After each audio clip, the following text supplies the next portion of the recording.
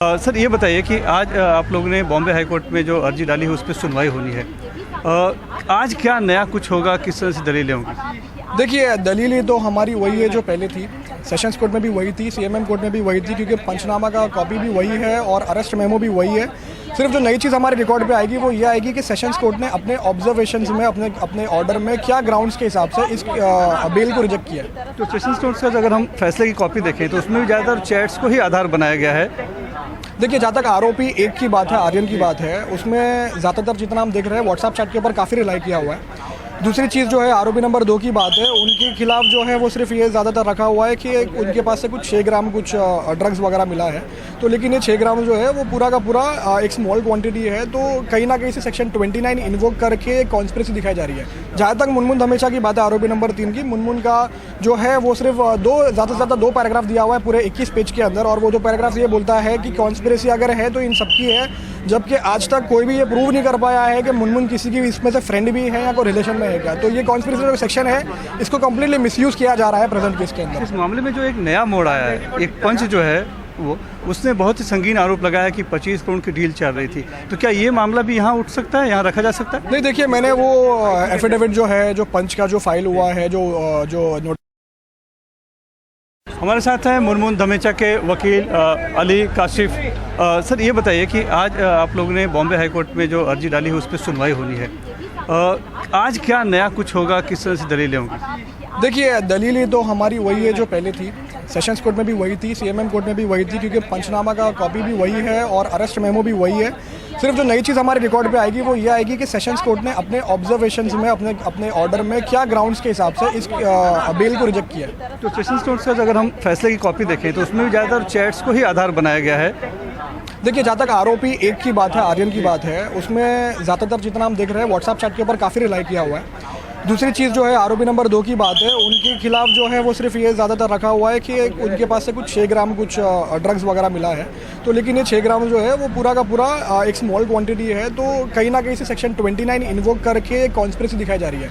जहाँ तक मुनमुन धमेचा की बात है आरोपी नंबर 3 की, मुनमुन का जो है वो सिर्फ ज़्यादा से ज़्यादा 2 पैराग्राफ दिया हुआ है पूरे 21 पेज के अंदर, और वो 2 पैराग्राफ ये बोलता है कि कॉन्स्पिरेसी अगर है तो इन सबकी है, जबकि आज तक कोई भी ये प्रूव नहीं कर पाया है कि मुनमुन किसी की इसमें से फ्रेंड भी है या कोई रिलेशन में है क्या। तो ये कॉन्स्पिरेसी जो सेक्शन है इसको कम्प्लीटली मिसयूज़ किया जा रहा है प्रेजेंट केस के अंदर। इस मामले में जो एक नया मोड़ आया है, एक पंच जो है उसने बहुत ही संगीन आरोप लगाया कि 25 करोड़ की डील चल रही थी।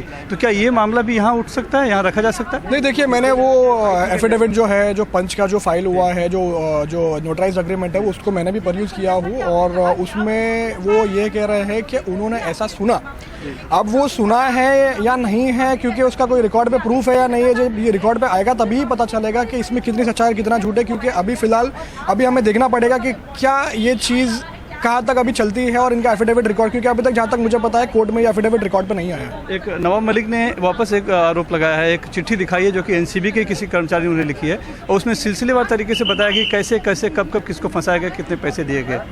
नहीं, देखिए, अगर नवाब मलिक साहब के पास भी अगर कोई चीज़ का अगर रिकॉर्ड है तो मैं भी ये चाहूँगा कि वो चीज़ रिकॉर्ड पे आए, क्योंकि अभी तक जितना मैं समझ रहा हूँ, जितना मुझे पता चल रहा है कि हम कुछ डॉक्यूमेंट्स के बेसिस पे कुछ एलिगेशंस और क्रॉस एलिगेशंस चल रहा है, और ये कोर्ट अभी डिसाइड करेगा कि उसमें कितनी सच्चाई है और कितना झूठ है। क्योंकि जब तक ये चीज़ समझ में नहीं आएगी तब तक हम किसी भी तरीके का इल्ज़ाम आरोप किसी पे भी लगाना सही नहीं होगा। ये तो जाँच का विषय है, लेकिन क्या आज की जमानत अर्जी की हियरिंग में इस दोनों बातों को रखा जाएगा आप लोगों की तरफ से, डिफेंस की तरफ से? नहीं, देखिए, जहाँ तक मुनमुन धमेचा का सवाल है, मैं प्रभाकर सैल की जो बात है, प्रभाकर सैल मुनमुन के केस में पंच नहीं है, तो मैं उनके खिलाफ अभी फ़िलहाल इस चीज़ पे बोलूँ और कुछ आर्ग्यूमेंट्स पे पुटअप करूँ तो वो सही नहीं होगा मेरे हिसाब से। अगर ज़रूरत नहीं लगे तो, अगर ज़रूरत लगे तो बिल्कुल वो चीज़ को मैं भी पॉइंट आउट करूँगा। रही बात केपी गोसावी की, केपी गोसावी कॉमन पंच है दोनों के अंदर। केपी गोसावी की अगर ज़रूरत पड़े तो मैं उसके खिलाफ कुछ पॉइंट्स अगर रखनी पड़े तो मैं ज़रूर रखूँगा वहाँ पे कोर्ट में। लेकिन एनसीबी किस तरह से काम कर रही है, कैसे फ्रेम किया जा रहा है, ये बताने के लिए कि जो मामला है ये भी फर्जीवाड़ा हो सकता है, जैसे आप लोग पहले भी ले सकते हैं, उसके लिए ये सब जो आरोप लगे हैं ये कहीं ना कहीं आधार बन सकते हैं यहाँ पे आज की सुनवाई में। देखिए, मैं तो यही बोलूँगा कि एनडीपीएस एक्ट जो है, एनडीपीएस एक्ट के अंदर काफ़ी लक्यूनाज और लूपहोल्स है, और उसमें से सबसे बड़ा एक जो लूपहोल है वो है सेक्शन 29, जिसको बराबर से इलेबोरेशन अभी बाकी है। तो मैं उम्मीद करता हूँ कि बॉम्बे हाई कोर्ट जो है वो सेक्शन 29 को कॉन्स्पिरेसी को इलेबोरेट करके कुछ नई ऑब्जर्वेशन जो है वो सामने आएगी। मैं ये हाई कोर्ट से उम्मीद करता हूँ इस बारे में, क्योंकि ये जितने भी लोगों को अरेस्ट किया हुआ है और जेल में डाला हुआ है उन सबके ऊपर मेजरली सेक्शन 29 ही इन्वोक किया हुआ है। क्या ये संभव है कि सुनवाई आज ही पूरी आ जाए और फैसला भी हो जाए? देखिए, उम्मीद तो बहुत कर रहे हैं हम, लेकिन अभी डिपेंड करता है कि एनसीबी रिप्लाई अगर जल्द से जल्द फाइल करे तो ही हम आगे बढ़ सकेंगे। तो अभी फ़िलहाल तो अभी हमारे हाथ में कोई रिप्लाई आया नहीं है।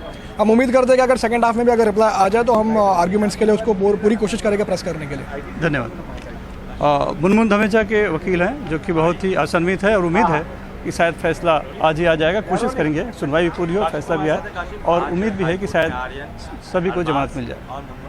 मुंबई से cameraman Praveen Rohit Sunil Singh, NDTV India के।